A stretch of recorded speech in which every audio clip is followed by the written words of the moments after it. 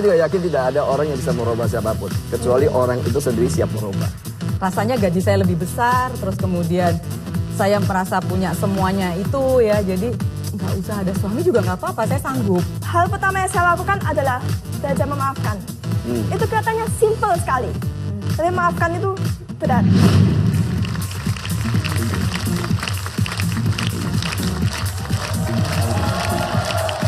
Selamat malam dan selamat datang di I'm Possible.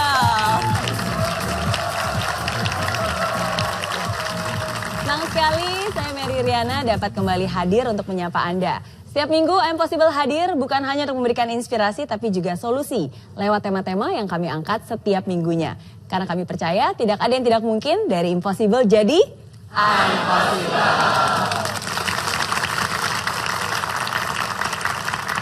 Setiap orang pasti memimpikan untuk mendapatkan yang terbaik dalam hidupnya. Untuk bisa mendapatkan yang terbaik tentu saja harus ada upaya yang lebih yang harus kita lakukan. Salah satunya adalah bersedia untuk berubah. Perubahan dalam hidup tidak mesti harus datang dalam skala besar. Justru perubahan yang terbaik adalah perubahan kecil yang kita terapkan secara konsisten. Nah, seperti apa contohnya dan bagaimana cara menghasilkan perubahan yang konsisten? Inilah I'm Possible Change Your Life. Dari impossible jadi I'm Possible.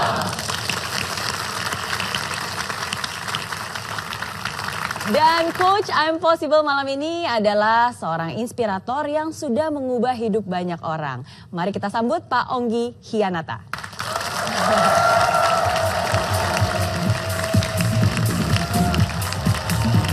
Selamat malam Pak Onggi. Ya. Dan selamat datang di I'm Possible. Thank you. Senang sekali nih malam ini bisa kedatangan Pak Onggi yang sudah mengubah hidup banyak orang ya Pak Onggi ya. Mungkin ya. Harapannya begitu. Iya, sangat rendah hati. Dan dari Pak Onggi sendiri sekarang lagi sibuk apa nih Pak Onggi? Ya, saya lebih banyak kesibukan sekarang untuk kontribusi ya, lebih kepada pengembangan kepribadian. Ya, dan tadi saya bilang membantu untuk mengubah hidup banyak orang karena berasal dari pengalaman pribadi sendiri bagaimana Pak Onggi juga melewati masa-masa sulit dalam hidupnya dan berhasil mengubah hidupnya menjadi kehidupan yang sekarang. Apa yang terjadi sebenarnya Pak Onggi? Sebenarnya gitu, kalau saya backgroundnya kan dari kampung, bayangin lah kalau nggak pede dan miskin itu bahaya sekali, betul nggak? Saya rasa ini penyakit ini ada di seluruh dunia. Semua, maksudnya banyak orang mengalami background seperti saya. Yeah. Nah, karena perubahan ini saya rasa kenapa saya tidak mengkontribusikan pengalaman saya kepada teman-teman yang nasibnya seperti saya, yang miskin dan tidak percaya diri. Bisa berubah ya? Selama orang itu siap untuk berubah. Oke. Ya, kita tidak bisa berubah orang.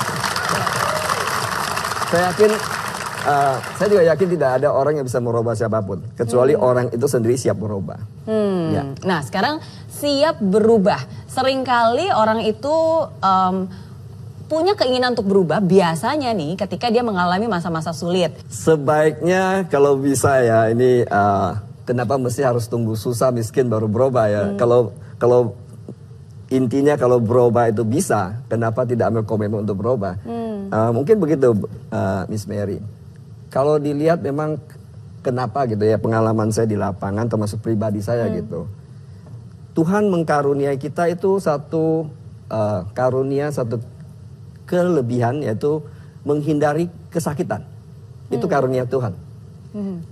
Dan itu bagus, manusiawi sekali. Yeah. Kalau enggak bahaya sekali, orang bisa duduk di api panas kebakar mati dia kan kalau dia tidak menghindari kesakitan kan. Yeah. Betul ya? Betul. Nah, tapi tidak berlaku untuk perubahan. Oke. Perubahan dalam mental kita justru harus menghadapi. Bahkan dengan sengaja menghadapi. Karena kalau kita pelajari semua olahragawan, orang sukses di bidang apapun, justru mereka melawan kesakitan itu pada saat mereka mengadaptasi. Adaptasi, karena manusia punya subconscious mind, bisa mengadaptasi dari kesakitan itu menjadi suatu kebiasaan, sudah tidak merasakan lagi kesakitan. Oke. Nah, pada saat itulah dia keluar dari zona nyaman itu. Dan berubah ya. Dan berubah. Sebenarnya karunia Tuhan itu kan salah dipakai kan. Sebenarnya menikmati hidup juga karunia Tuhan. Iya. Ya kan? Tapi kebanyakan orang kelamaan menikmati hidup. Jadi dia keluar dari zona nyamannya, tidak mau keluar dari zona nyaman, dia nikmati hidup di situ. Iya. Nah, tadi dikatakan bahwa sebenarnya kita punya mind itu bisa dilatih Iya. untuk menjadi satu habit. Miss Mary, saya lihat justru kalau orang menghindari kesakitan yang sifatnya sementara, kalau dia menghindari kesakitan sementara ini, dia akan menderita jangka panjang. Tapi kalau dia menghadapi penderitaan ini sifatnya sementara, dia akan enjoy yang long term. Misalnya, Miss Mary lah, dengan perjuanganmu waktu di Singapura, saya rasa nggak gampang menghadapi penolakan dan sebagainya dan hina orang. Dan proses itu kan nggak tahu panjang-panjang amat. Betul. Tapi sekarang hidupmu bagaimana? Lebih baik dibanding Itu dulu poinnya ya. kan. Amin. Sama seperti saya, Pak Unggi juga seperti itu ya. Begitu banyak kegagalan Iya, nasib kita masa lalu sama Sama sepertinya. ya. Makanya masa depan selalu lebih baik daripada masa lalu. Amin. Iya. Tapi benar sih Pak Unggi, karena saya selalu bilang Pak Unggi bahwa kita itu jangan hanya mau melakukan hal yang mudah. Karena kalau kamu hanya mau melakukan hal yang mudah, maka hidup kamu akan susah. Tapi kalau kamu mau melakukan hal yang susah sekalipun, ya makanya kamu akan bisa mendapatkan kemudahan-kemudahan yang lebih baik lagi dalam hidup. True. Jadi ya, it's about choice, pilihan. Pilihan, benar. Mau berubah atau enggak itu juga pilihan. Ya, kita hanya bisa memfasilitasi, tapi pada akhirnya Andalah yang menentukan mau berubah atau tidak, karena itu adalah hidup Anda juga. Very true. Oke. Nah, tadi Pak Unggi sempat menyebutkan banyak sekali tentang mindset. Nah, jadi sebenarnya pertanyaan saya, yang mana yang lebih penting duluan nih? Tindakan kita atau pola pikir kita? Yang harus dirubah yang mana dulu berarti? Sebenarnya kita bertindak dulu atau berpikir baru kita bertindak. Iya.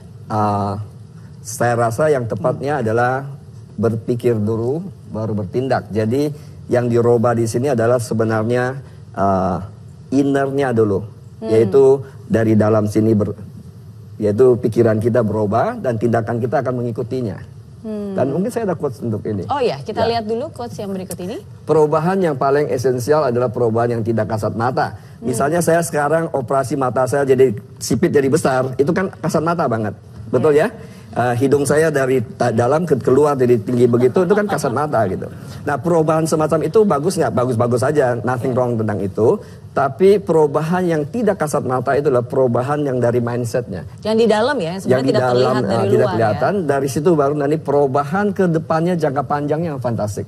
Oke, bagaimana seseorang bisa tahu bahwa mindsetnya itu sudah berubah? Karena kan nggak kelihatan. Kelihatannya nanti pada jangka panjang ya.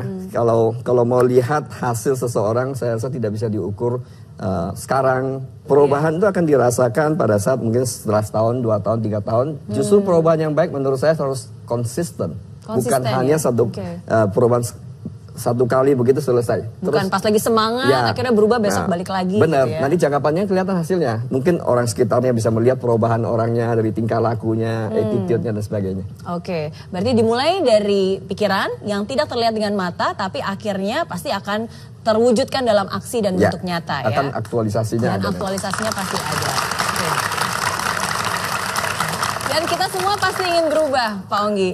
Tapi seringkali kita nggak tahu nih gimana step by stepnya, apalagi untuk membuat perubahan yang konsisten. Langkah-langkah seperti apa sih yang harus kita lakukan? Nanti kita akan bahas setelah yang satu ini, jadi jangan kemana-mana, tetap di sini. Dari Impossible jadi Impossible.